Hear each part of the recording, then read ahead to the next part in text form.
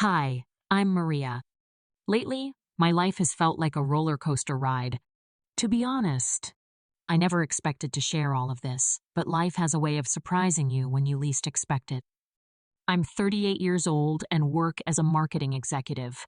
Up until recently, I thought I had my life all figured out. Paul, my college sweetheart, and I married a little over a year ago. We were so happy and felt we were on top of the world. We received some incredible news shortly after getting married.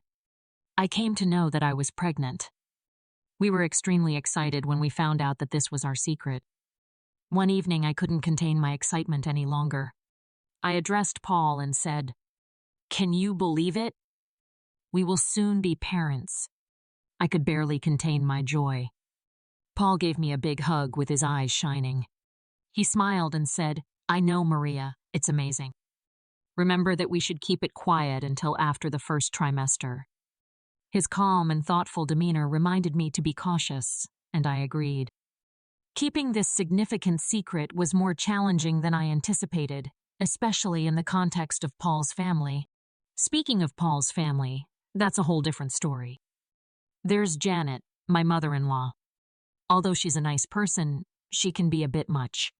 Janet still treats Paul like a child who requires her constant attention and advice. Then there's Paul's dad, Jason, who is usually quiet and doesn't get involved in family affairs. Two siblings are also a part of Paul's family. His sister, Emma, tends to treat me as her rival. She gives me looks like I stole something from her. Paul's brother, Jacob, barely talks to me as if I'm not even there.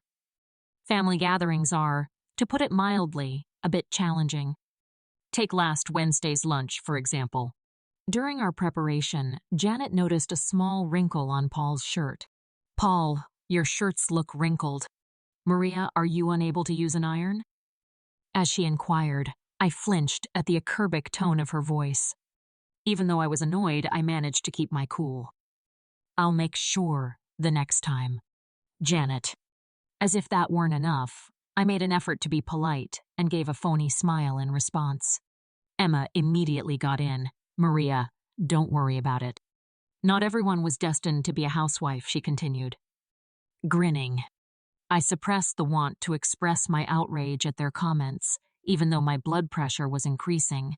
Later that evening, I threatened to lose it if Janet continued to make negative comments about my housekeeping. I informed my best friend, Angela. Angela's laughter filled the phone girl's ears as I groaned. "The person you married is Paul, not his mother. I wish things were that simple." She attempted to defuse the situation by adding, "Just tell her to back off." I sighed. Paul hates disagreement, and I don't want to make it worse, but sometimes it's really hard to cope with this. Despite everything I am aware of, I love Paul, and one makes it work. But right now, I'm figuring out how to balance my roles as a wife, a potential mother, and just myself, while managing familial dynamics that I never really anticipated. I feel like everyone's expectations are drowning me. For me, my friend Angela is always the voice of reason. "Maria, you need to advocate for yourself, especially now that you're expecting a child," she told me. To be honest, I might have been experiencing morning sickness, but even though I knew she was correct, the thought of speaking out made me feel queasy. As the weeks went by, it became harder to hide the pregnancy. One night, as we lay in bed, Paul looked at me with a mix of joy and anxiety. "Maria, I think we should notify them about the baby." The next week, we had supper together, and he gazed directly into my eyes. I hesitated because I wanted to hide our joyful news from Janet's constant criticism and Emma's jealousy. But I understood that we couldn't hide it forever. "All right," I replied, trying to seem confident. "Let's get it done, please." But as I was stating that, I kept believing that this announcement would make everything different. I didn't realize how wrong I was and how horrible things would turn out to be. I was somewhat nervous when the time for the family lunch finally arrived. I spent hours getting ready in the hopes of impressing Janet, even though I knew it was probably a dream. Yes, as soon as we sat down, Janet had something to say. "My dear Maria, there is some dryness to the roast. Did you forget to baste it?" she asked in a lovely but sharp voice, and I tried to grin. I swallowed my current displeasure as she continued. I'll remember that for the next time, as if that weren't enough. Is the apparel brand new? It looks a bit tight. Are you not thinking? Her eyes wandered down my waist and my face started to get hot. Right then, Paul cleared his throat. My heart was pounding when he looked at me encouragingly and said, "We have some news, Mom."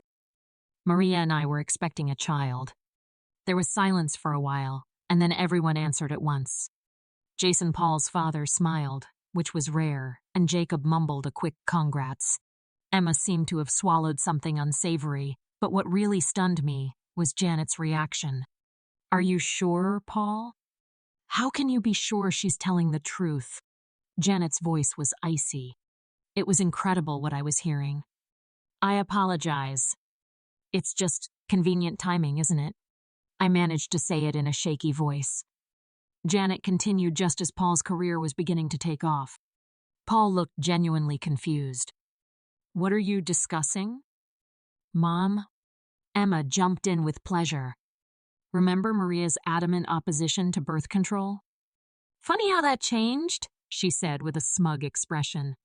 I was broken by their charges and could no longer control myself. That was over a year ago, I protested. We all decided that we were prepared to start a family, even though the happy moment was gone. Paul looked uncertain, infiltrating his face. Janet made a loud scrape as she leaped from her chair. Declare your pregnancy. The lasting impact of her remarks marred what ought to have been joyful news. I never imagined that disclosing this information would turn into a test, a situation where I would need to show my honesty and joy. As I stood there, I felt even more alone than before. I recalled Janet's remarks, my voice trembling with shock and anger. I'm expecting, and you want me to show you. You want me to take an exam here. Janet narrowed her eyes and muttered, Don't be crude. Maria, a proper blood test is okay. Her response was cold. I turned to Paul, hoping he would step in, defend me, and tell his mother to stop. Rather, he seemed to be torn between Janet and myself. After a long quiet, he said, gently, perhaps it's not such a bad idea. Maria, I broke my heart just to dispel everyone's skepticism. How did he come up with this idea? How could he have sided with them instead of me? This is ridiculous. I'm going, I responded, feeling both sad and frustrated. I turned to go. But before I got to the door, Janet moved in front of me, blocking my route. If you leave that room, we'll all be able to see you're lying. She talked in an aggressive, critical tone. Get out of my way. Janet. I raised my voice in exclamation, but then everything changed. In slow motion, everything happened so quickly. Janet's outstretched hand pushed me back. I stumbled, desperately trying to get my bearings. When I realized Jacob was trying to grab my arm, it was too late. When I slid down the stairs, my entire world was spinning, and suddenly everything went dark. I opened my eyes and began to cry as I relived the previous moment, with Janet's cold expression, Emma's haughty expression, Paul's hesitation, and Jacob's fruitless attempt to seize me. I felt betrayed in a manner I had never felt before, as all of this swirled around in my mind. As the ambulance sped to the hospital, I had one question. Was my baby okay? And even if everything was, well, would I ever be able to trust my husband and his family again? When the ambulance pulled up outside the hospital, I was sent to the emergency room right away. Doctors and nurses who spoke quickly in medical jargon surrounded me. I couldn't understand, but I was just worried about my baby's safety. While I felt scared and powerless, I longed for positive news. Hours later, I awoke to the sound of hospital monitors. A doctor stood behind my bed and smiled kindly at me. Yes, Mrs. Thompson, you are awake. I have some fantastic news. Your baby is safe. You'll be okay, you two. Relief poured over me, but it was quickly replaced by anger as I learned why I was there. We wanted this time in our lives to be joyful and a celebration of our growing family. Rather, I had to defend myself after being accused by the very individuals who were supposed to be my family. I turned to see Paul standing at my bedside, his face sorrowful and pallid. "Maria, I'm so sorry," he muttered, but his voice sounded hollow. How could he suddenly apologize after he had allowed his family to question me and had seen me suffer? Knowing that this moment would never be the same again, I turned my head away. I knew I would have to make some tough decisions about who I could trust and the kind of life I wanted for myself and my child. Here, it wasn't only about my baby's safety. To protect our future was the aim. "I don't know what happened," Paul began, but I cut him off in my anger at what had happened. "Your mother pushed me down the stairs. That's what happened." He flinched. "Mom says it happened by mistake. She was just trying to keep you from leaving." Before I could respond, my best friend Angela rushed into the room. "Maria, by God's grace, are you?" "Okay." She turned to face Paul. She had burning eyes, "And you, how could you have let this happen?" "I didn't," Paul stammered, but Angela wouldn't accept that. She shouted, "Save it," interrupting him. Angela turned back to me and spoke something quietly now that I was here. "Maria, whatever you need." Paul glanced at me, then walked out of the room to catch his breath. The moment he left, I told Angela everything that had happened. Her face reddened with each phrase. At that point, we heard voices in the corridor as she adamantly said, "We're not going to let them get away with this." Janet and Emma were talking. "We only need to convince Paul that it was an accident." Janet claims that Maria has always been uncomfortable and is probably feigning pregnancy. Angela's eyes widened, and she pulled out her phone without a word and started recording their conversation. As their words faded down the hallway, I felt a new determination. It was sufficient. "Angela, I need your help." "We're going to fight back," I stated, feeling stronger by the second, and we came up with a plan throughout the following few hours. Angela was able to obtain copies of my medical records from a nurse, which clearly showed my pregnancy and injuries. Corresponding to being pushed, statements from the medical staff are also necessary. "They can check your condition when you come," Angela said. I hesitated, but I nodded. "Paul, what about him?" "He still believes his mother forwarded the suspicious texts he's been sending me." "To me, it's all proof." Maria Angela talked with determined eyes as she gathered everything we needed. I took a deep breath before picking up the phone. I never thought I'd have to say hello to them. "Is this the office of Carol Baker?" I had to discuss a case of domestic violence with her. Meanwhile, Angela triumphantly returned with all the necessary documentation, including medical records, staff statements, and that lovely recording of Janet and Emma's planning. I took a deep breath as everything started to weigh heavily on me. "Well, I've made up my mind, Angela." As I walk away, Paul's eyes have softened and are full of understanding and sadness. "Are you sure I have to, for my child's sake and mine?" I responded with vigor. Right then, Paul came back into the room looking troubled. "Maria, may we talk?" he said, his eyes pleading. "Mom wants to come and apologize." "Paul, no." "We can't," I cut him off, and she was unable to do so. "I'm done." He was taken aback by this. "What do you say?" "Do you know? I'm leaving." I talked slowly. I could see the alarm light up his face, but I wasn't convinced. To defend myself and my child, I had to leave behind anyone who didn't have my back.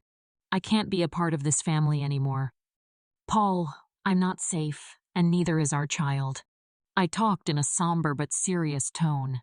"Maria, please, let's work things out," Paul begged, looking distressed. Angela took over, her voice firm. She spoke quietly. "Paul," after giving us both a startled look, Paul slowly walked out of the room, as if he had been hit by a wave, and shut the door behind him. Relief and remorse for the life I had imagined were among the many emotions I felt. I knew it wouldn't be easy, but for the first time in days, I felt a glimmer of optimism. I inhaled deeply before turning to look at Angela. She gave me a determined smile now. "Now we take you to a safe place. After that, we make sure they are held responsible." As the months went by, life changed. I was 8 months along at this point, and I was pregnant, waddling around Angela's apartment every day. My expanding baby belly reminded me of why I was fighting so hard for the future, free from the hurt and deceit I had endured as I got ready for court today. After giving me a glass of water, Angela inquired. I held it in my palm with a hesitant smile, a little wobbly, but as ready as I'll ever be. When we arrived, the courtroom was packed. Across the room, I noticed Paul and his family. Janet sat there looking as cocky as usual, but I knew it wouldn't last. My lawyer, Carol, was smart and prepared. She began by thoroughly describing our case. Testimonies from hospital staff, my medical records, and finally, the audio recording of Janet and Emma conspiring to conceal their activities. Your Honor, we want to play audio evidence of the defendants discussing their attempts to hide their actions. Carol said those words. The court was listening to Emma and Janet's voices. I saw the color drain from their faces. Paul's face looked like he had been hit, full of astonishment and fear. How do you enter a plea? The judge then turned to Janet, Mrs. Thompson, and stated, You put your daughter-in-law's life and the life of her unborn child in danger by pushing her down a flight of stairs. Janet stumbled, breaking her usual elegance. It wasn't a coincidence. I didn't intend to. Save it for your lawyer. Mrs. Thompson, you are charged with assault and endangering an unborn child. While resting, Paul approached me. He looked exhausted and beaten, Maria. I had no idea. I apologize deeply. Do you want to talk?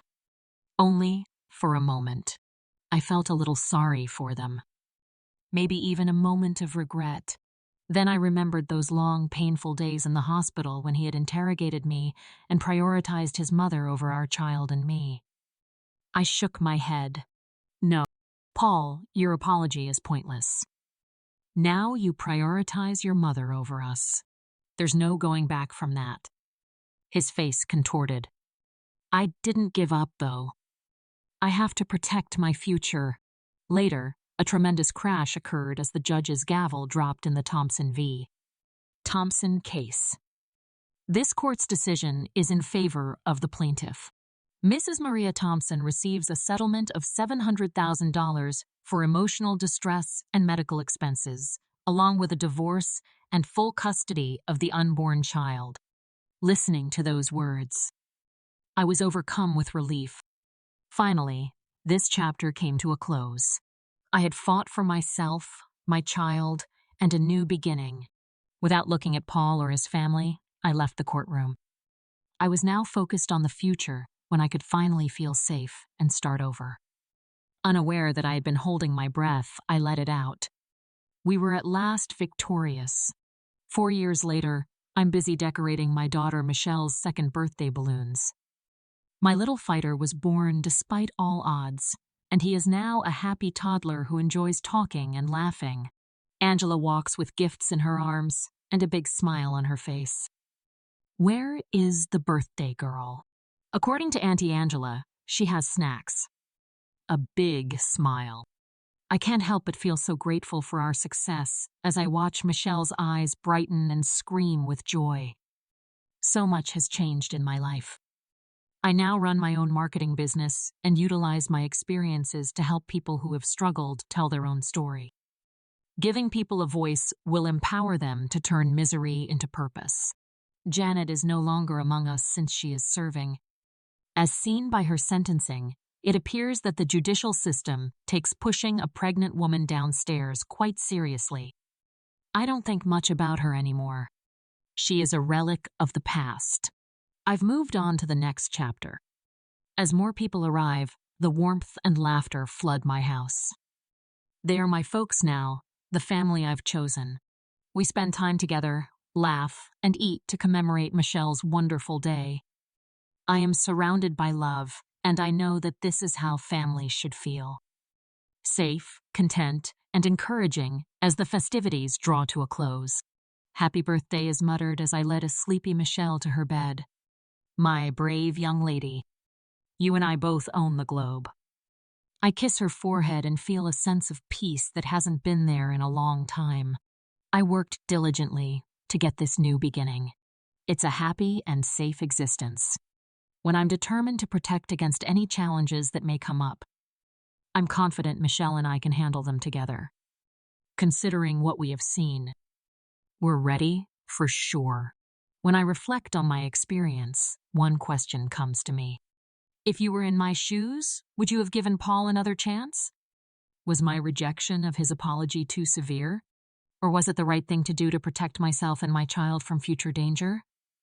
There is no straightforward answer, and everyone has a unique story. But I'd like to know what you would have done if you were me. Do you need help deciding or know someone who might benefit from your opinion? Share it. Below are your comments. Experiences and perspectives could make a difference for someone going through a similar circumstance.